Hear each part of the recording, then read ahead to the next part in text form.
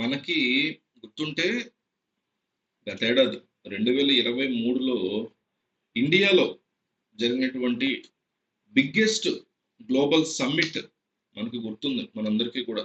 భారతదేశంలో G20 summit జరిగింది. India the voice of global south అంటూ ప్రపంచానికి చాటి చెప్పాం.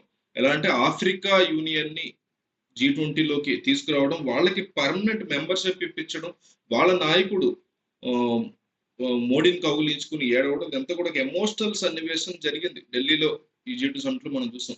రీసెంట్ గా నరేంద్ర మోడీ, జయశంకర్ వీళ్ళందరూ కూడా బ్రెజిల్లో ఉన్నారు. రియో G20 సమ్మిట్ అని అంటాం.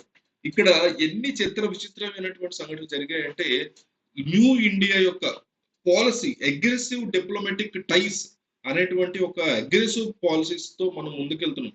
అంటే ఎక్కడికి వెళ్ళినా సెంటర్ స్టేజ్ మందే. అంటే గ్రూప్ ఫోటో చూస్తే మీరు మెయిన్ ఫోకస్ ఎవరి మీద? మోడీ మీద ఉంటుంది. అంటే బ్రెజిల్ యొక్క అధ్యక్షుడు పక్కనే నరేంద్ర మోడీ కనిపిస్తారు. ఇక రష్యా యొక్క ఫారిన్ మినిస్టర్, ఫ్రాన్స్ యొక్క అధ్యక్షుడు, వీళ్ళందరూ కూడా వెనక ఉండేటువంటి పరిస్థితి. సెంటర్ స్టేజ్ అనేది మనకే ఉండాలి. ఆ రకమైనటువంటి ఒక ప్లానింగ్ తో ముందుకెళ్తున్నాం మనం. సో ఇది ఒక అగ్రెసివ్ డిప్లొమాటిక్ టైస్ అనమాట. సో మోడీ వెళ్ళడం మీరు చూస్తే జార్జియా మెలోని కానీ వీళ్ళతో మీటింగ్, యూకే యొక్క ప్రధాన మంత్రి వీళ్ళతో కలిసి ఫ్రీ ట్రేడ్ అగ్రిమెంట్ విషయంలో ఏం తెలిచారు ఏంటివన్నీ వరుస పెట్టి మీటింగ్స్ అనమాట. హైలైట్ ఏంటంటే ఇమాన్యుయల్ మ్యాక్రోన్ ఫ్రాన్స్ అధ్యక్షుడు కనిపించిన వెంటనే ఎక్కడా లేని ఒక ఎఫెక్షన్ మోడీ ఒక ట్వీట్ లో చూసినా అంటే ఆశ్చర్యంగా ఉంటుంది. ఏకంగా అతని గురించి 10 సెంటెన్స్లు. ఫ్రాన్స్ అధ్యక్షుడిని కలిశాను, అతను కలవడం చాలా జాయ్ఫుల్ గా ఉంది, నాకు మంచి మిత్రుడు, నాకు ఆర్టిఫిషియల్ ఇంటెలిజెన్స్, స్పేస్, ఎనర్జీ ఈ విషయాలు మేము మాట్లాడుకున్నాము, భారత్ కి ఫ్రాన్స్ కి మధ్య ఉండేటువంటి కోఆపరేషన్ ఇంకా పెరగాలి, ఈ రకమైనటువంటి అంటే ఒక స్పెషల్ మెన్షన్. అలాగే ఇంకో వ్యక్తిని మీరు చూస్తే ఇదే బ్రెజిల్ లో జరుగుతున్నటువంటి రియో G20 సమ్మిట్ లో ఇంకో వ్యక్తిని చూస్తే కెనడా ప్రధానమంత్రి ట్రూడో కూడా వచ్చారు. ఎక్కడ ఆయన కనిపించరు మీకు. ఆ గ్రూప్ ఫోటోలో కూడా మీకు జస్టిన్ ట్రూడోయే కనిపించడు. అదే ఆశ్చర్యం. అదే మోడీ గారి దగ్గరికి వస్తున్నప్పుడు టోటల్ గా అతన్ని ఇగ్నోర్ చేశాడు మోడీ. ఇంటర్నేషనల్ మీడియా గగ్గోలు పెడుతుంది ఈ విషయంలో. అంటే ఇంటర్నేషనల్ మీడియా ఉంది కాబట్టి బాగోపోయినా ఇష్టం లేకపోయినా షేక్ హ్యాండ్ ఇస్తారు, బాగున్నారా అని నవ్వుతారు కాస్త ఫేక్ టైప్ లో. కానీ కంప్లీట్ గా అతని వైపు చూడడానికి కూడా మోడీ ఇష్టపడలేదు. ఇది ప్రపంచమంతా మీడియా అంతా దీని నుంచి మాట్లాడుతుంది. అంటే కెనడా ప్రధానమంత్రి చేసినటువంటి తప్పు ఎలా ఉందంటే, తక్కినటువంటి నాయకులు కూడా జస్టిన్ ట్రూడో చాలా మంచివాడు, కెనడా ఒక మంచి దేశం అనడానికి కూడా ప్రపంచ స్థాయిలో గ్లోబల్ లీడర్స్ ఎవరు కూడా ఇష్టపడలేని పరిస్థితి తీసుకొచ్చాడు ఈ రోజు. ఇది చూసి అతను చాలా హర్ట్ అయ్యాడు. గ్రూప్ ఫోటోలో కూడా మీకు ఎక్కడ కనిపించాడు. అంటే వెతకాలి ఇంతమందిలో ఎక్కడున్నాడో, మారుమూల ఏమో ఉన్నాడేమో అని వెతికితే కనపడతాడు తప్ప ఓపెన్ గా అయితే ఫోటో చూడగానే ఆ మనిషి వెతుకుతూనే ఉంటాడు, మనం కనిపించడు, లాస్ట్ ఎక్కడో కనపడతాడు మూల. అంటే అలాంటి ఒక సిచ్యువేషన్ ఏర్పడిపోయింది. అంటే భారత్ కి కెనడాకి ఉన్నటువంటి ఇబ్బందికర పరిస్థితులు శత్రుత్వం లెవెల్లోకి వెళ్ళిపోతున్నాయి. ఛానల్స్ లో వీళ్ళు మాట్లాడుకుంటారు, క్రిటిసైజ్ చేస్తూ ఉంటారు. కానీ ఇక్కడ ఏంటి, మీరు రియల్ గా వాళ్ళని మీట్ అవ్వాలి. ఇక్కడ బాలీలో కూడా ఇదే జరిగింది.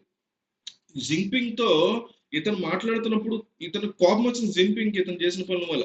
మన ఇద్దరం మాట్లాడుకున్నది నువ్వు వెళ్ళి మీడియాతో మాట్లాడడం ఏంటి అని గతంలో ఇదే ఇష్యూ నడిచింది. జింపింగ్ ఓపెన్ గా అడగడం, ఇతనికి ఏం మాట్లాడాలో తెలియక ఇతను చెల్లబుచ్చుకోవడం, ఒక భయంగా అక్కడి నుంచి వెళ్ళిపోవడం అనేది జరిగింది. అంటే ఏంటి, అనుభవం ఉంది కానీ మీ మైండ్ లో క్లారిటీ లేదు. అలాంటిది జస్టిన్ ట్రూడో విషయంలో ఇవాళ కూడా ఇప్పటికీ కూడా అప్పుడు జీపింగ్ తో, ఇప్పుడేమో నరేంద్ర మోడీ ఏకంగా ఆయన ముఖాన్ని చూడడానికి ఇష్టపడినటువంటి సిచ్యువేషన్. అంటే చైనాతో 4 సంవత్సరాల పాటు మన శత్రువుతో ఉన్నా కూడా ఏదో ఒక వేదికలో కలిసినప్పుడు మామూలుగా షేక్ అంటే ఇవ్వటం. బాలీలో వాళ్ళు జీపింగ్ కూడా ఉన్నాడు, మోడీ కూడా ఉన్నారు, హలో ఎలా ఉన్నారు అనేటువంటి ఒక క్యాజువల్ థింగ్ జరిగి వేరే విషయాలు మాట్లాడకపోయినా. కానీ ఇక్కడ ఏమైంది, ముఖాన్ని చాటేయడం, అసలు చూడడానికి కూడా నేను చూడడం ఇష్టం లేదు అనేటువంటి సిగ్నల్స్ ఇవ్వడం మోడీ అనేది కెనడాతో మనకి ఏ ఒక్క విషయంలో కూడా వద్దు అనే పరిస్థితి కనిపిస్తుంది. వాళ్ళ ప్రధానమంత్రి వచ్చినా కూడా మనం మాట్లాడము. చూడండి, మీకు జయశంకర్ ని చైనా ఫారెన్ మినిస్టర్ కలిశారు.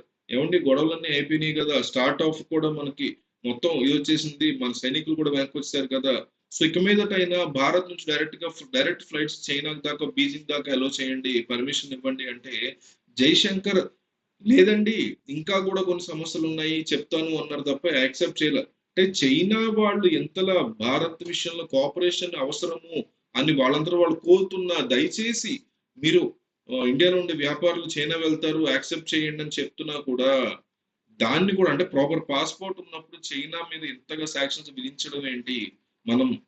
అంటే వ్యాపారం వేరు, గొడవలు వేరు అన్నప్పుడు జైశంకర్ దీన్ని ఒప్పుకోవట్లేదు. అయినా కూడా అంటే బ్యాక్ డోర్ లో నువ్వు నాకు ఒక ఉద్యోగం అంటావు, ఫ్రంట్ డోర్ లో వ్యాపారం అంటావు, నేను ఎందుకు యాక్సెప్ట్ చేస్తాను అనేటువంటి ఒక థింగ్.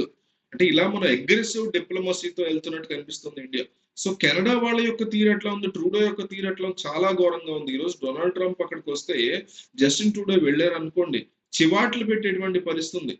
ఎవరితో ఎట్లా డీల్ చేయాలో థింగ్స్ నీకు అర్థం కావట్లేదా అనే ఒక డైరెక్ట్ డిస్కషన్ నడిచే పరిస్థితి కనిపిస్తుంది. ఒక్క ఆధారం కూడా లేకుండా భారత్ ఇట్లా ఓపెన్ గా మీ పార్లమెంట్ లో నిందించడం ఏంటి, ఏం ఫారెన్ పాలసీ ఇది, మీ అడ్వైజర్స్ ఎవరు అని వాయించే పరిస్థితి కనిపిస్తుంది.